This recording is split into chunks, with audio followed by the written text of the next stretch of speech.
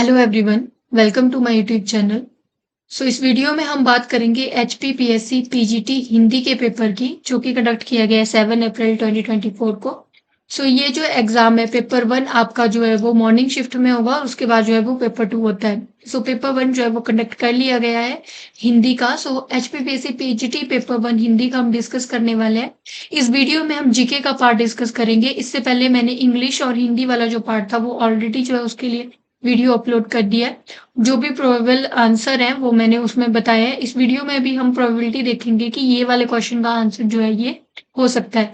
बाकी जब आंसर की आएंगी तो आप जो है अपने आंसर्स को वहां से मैच कर सकते हैं।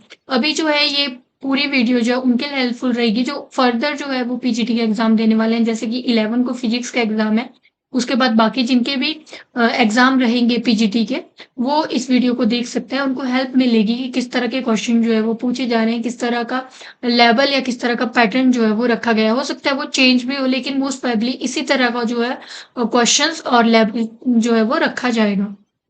इस वीडियो में हम जो है वो जीके वाला पार्ट डिस्कस करेंगे। जीके के जो है टोटल 30 क्वेश्चन है, क्योंकि जीके का पार्ट जो है वो डिवाइड किया गया था हिमाचल जीके में और करंट अफेयर्स में।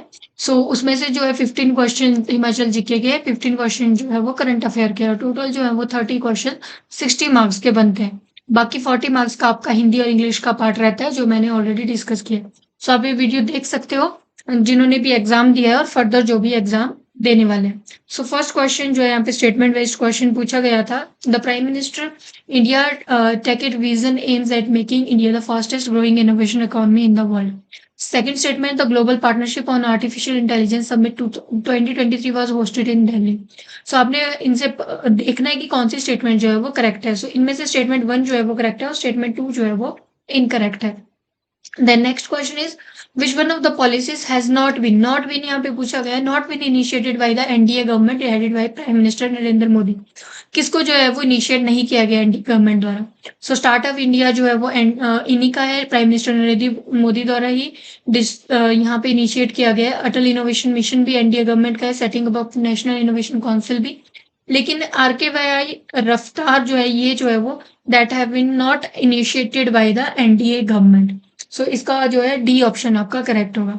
Then third is, in which country BAPS Swaminarayan Mandir was inaugurated by the prime minister Narendra Modi in February 2024। Current affair के क्वेश्चन है। फेब 2024 में बीएपीएस स्वामी नारायण मंदिर कहाँ पे जो है वो इनॉग्रेट किया गया था। वो जो है यूनाइटेड अरब एमिरेट्स में, यूएई में जो है वो इनॉग्रेट किया गया था। The next question is, among the emerging generative AI technology, which one of the following tool produce realistic photos based on text input? Realistic photos जो है वो कौन सा टूल जो है वो प्रोड्यूस करता है एआई टेक्नोलॉजी जो आजकल यूज हो रही है उनमें से। बी जो है यहाँ पे ऑप्शन सही होगा। डेल ई जो है वो रियलिस्टिक फोटो को जो है वो रिलीज करता है, प्रोड्यूस करता है। The next question is, when did the Parliament pass the Public Examination Prevention of Unfair Means Bill 2024, which aims to prevent use of unfair means in public examination in order to bring greater transparency, fairness, and credibility? Also, how many actions to using unfair means in public examination?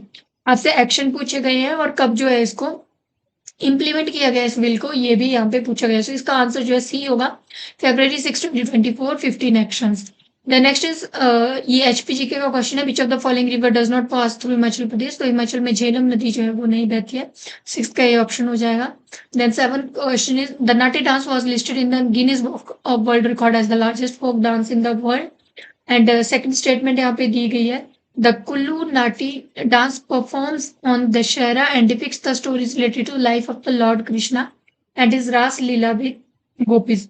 इसमें से both statement जो है वो correct होनी चाहिए। 7th का A option जो है यहाँ पे करेक्ट हो सकता है। Then next question is, India's first general elections 1951-1952 began with the casting of votes by the people of. इसका आंसर होगा चीनी एंड पांगी तहसील जो हिमाचल प्रदेश की, वहां से ये जो है स्टार्ट हुआ था। Next question is, in which year and date Himachal Pradesh was organized as chief commissionery. How many hill princely states were merged. यहाँ पे हिल प्रिंसली स्टेट्स कितनी मर्ज हुई थी और जो है वो कब इसको ऑर्गेनाइज किया गया था एज ए चीफ कमिश्नरी। 15 अप्रैल 1948 को इसको चीफ कमिश्नरी प्रोविंस बनाया गया था और 30 प्रिंसली स्टेट्स को जो है वो मर्ज किया गया था। Then next question is, Himachal Pradesh Assembly passed the Panchayati Raj Act 1994, which was implemented on 23rd April 1994. As per Section 97D of Panchayati Raj Act in Himachal Pradesh, reservation for the scheduled caste has been provided at village and block level only. So यहाँ पे statement आपको देखने की कौन C correct है. सो 10th question है, इसका answer दोनों स्टेटमेंट जो है यहाँ पे इनकरेक्ट दी गई है. बी ऑप्शन यहाँ पे जो है वो करेक्ट हो जाएगा. Then next question is 11th question. यहाँ पे पूछा गया है विच स्टेटमेंट इज रॉन्ग. कौन सी स्टेटमेंट जो है वो रॉन्ग है. So for emperor Jahangir Kangra campaign and is own autobiography the Tuzuk Jahangir is an important contemporary source. The siege and the conquest of the fort of the Nagarkot by Sultan Feroz Shah Tughlaq is found mentioned in a large number of contemporary and later Persian sources. A detailed description of the Kangra fort is not available in the Shashpate Kangra. So यहाँ पे जो wrong statement पूछी गई है, so C statement जो यहाँ पे wrong दी गई है. Then next question is chronological order में आपको इनको अरेंज करना है कि चीफ जस्टिस का कौन सा इनका टेन्योर पीरियड रहा था.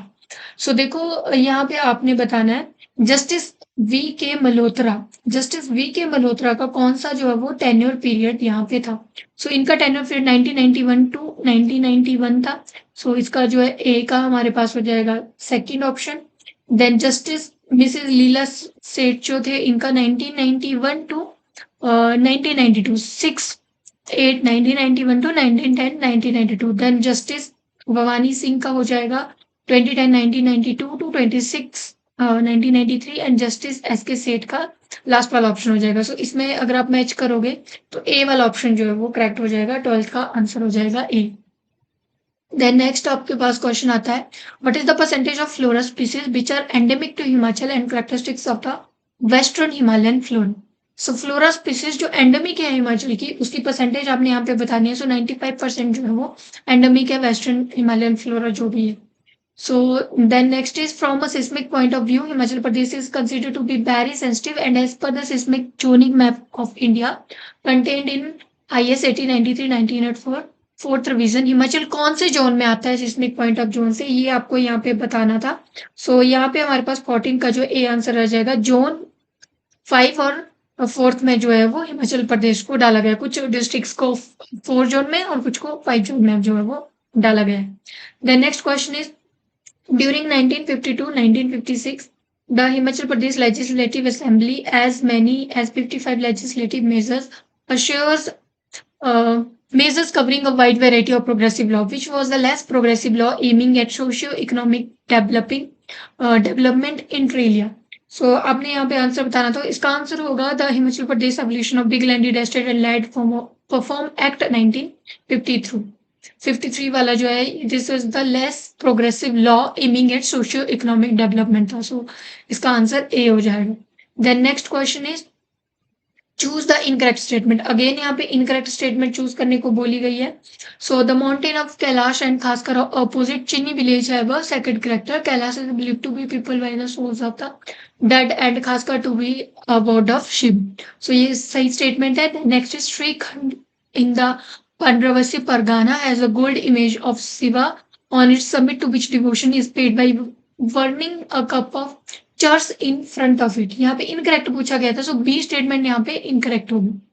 Then next is during which Mughal rulers reign in Kangra was we notice for the first time an evolution of a new cultural phenomena in which traditional Indian culture mingled with the finery of the Persian court line. देखो Hindi English दोनों में ये जो है वो दिया गया था. तो आप जो भी आपकी लैंग्वेज है जिसमें आपने पढ़ा होगा जीके उसमें आप इसका आंसर दे सकते हो. सो इसका आंसर हमारे पास डी हो जाएगा. अकबर इसका आंसर रहेगा. The next question is correct statement choose करनी है. Himachal Pradesh about 60% of total cultivated area is rainfed.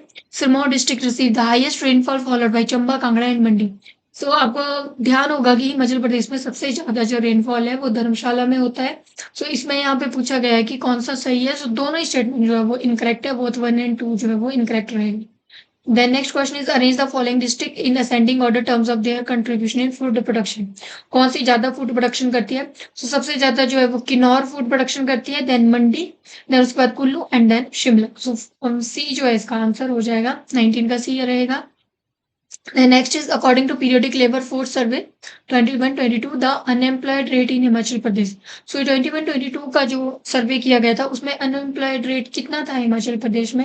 सो वो जो हमारा 6% जो है अनएम्प्लॉयड रेट है हिमाचल प्रदेश का, अकॉर्डिंग टू 2021-22 का जो सर्वे था उसके अकॉर्डिंग।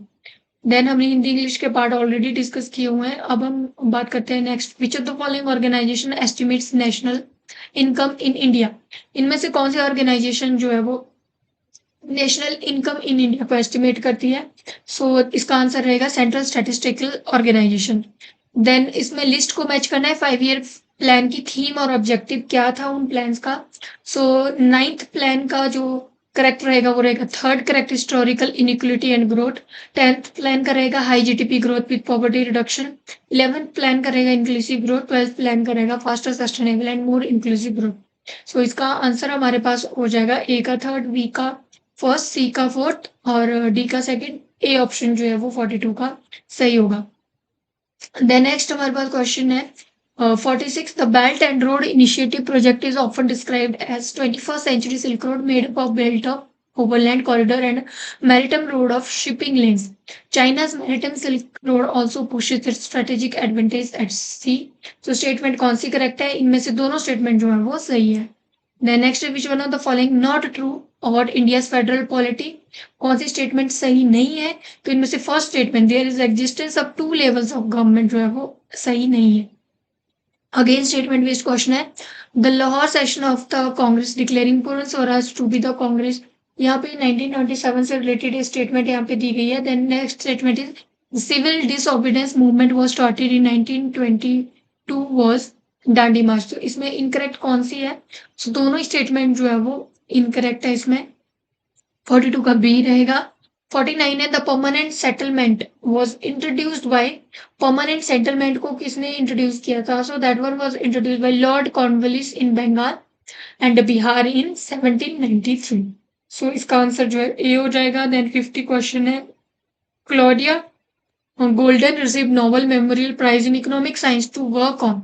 सो उनको जो है किसके लिए नोबेल प्राइज मिला था? सो इसका आंसर हमारे पास रहेगा C, the factors leading to income and human poverty among women in the labour market. इसके लिए इनको जो है वो इकोनॉमिक साइंस के फील्ड में जो है वो नोबेल प्राइज मिला था। नेक्स्ट क्वेश्चन यहाँ पे 43 क्वेश्चन है, the permanent secretariat of SARC is located in. So उसका परमानेंट सेक्रेटरेट जो है वो काठमांडू में है। 43 का सी होगा। देन 44 है, which one of the following country is not the member of BIMSTEC. Not the member यहाँ पे पूछा गया है। सो इसका इंडोनेशिया जो है वो मेंबर नहीं है इसका। Then next again statement based question है, the headquarter of BRICS bank is located in Shanghai China. Statement 2 दी गई है, Saudi Arabia, Egypt and the UAE, Iran and Ethiopia join the ranks of the BRICS group in 2023। So BRICS से related statement है। इसका जो statement, दोनों statement जो है वो सही दी गई है। Both statement 1 and statement 2 are correct. So complete questions है 30 क्वेश्चंस जो जीके के पूछे गए थे। जो आंसर्स की प्रोबेबिलिटी थी वो हमने डिस्कस कर लिया कि कौन से आंसर्स हो सकते हैं। बाकी जब आंसर की आएंगी तो हम एग्जैक्ट जो आंसर है वहां से देख सकते हैं। सो आपके लिए हो सकता है कि जिन्होंने भी एग्जाम दिया है वो इस आंसर की को मैच करें और बाद में जब आंसर की आएगी उसके साथ भी आप इसको मैच कर सकते हैं। जिन्होंने भी फर्दर पीजीटी का एग्जाम देना है उनके लिए वीडियो हेल्पफुल रहेगी, क्योंकि उनको आइडिया लगेगा कि किस तरह के क्वेश्चन, किस तरह का लेवल पैटर्न पूछा जा रहा है। बाकी अगर किसी क्वेश्चन का आपको लग रहा है आंसर जो होना चाहिए आपके अकॉर्डिंग करेक्ट, आप कमेंट सेक्शन में कमेंट कर सकते हैं। और बाकी कोई भी क्वेरी रहेगी, डाउट रहेगा, वो भी आप कमेंट सेक्शन में जो है वो कमेंट कर सकते हैं। होप सो वीडियो आपके लिए हेल्पफुल रहेगी। Thank you so much.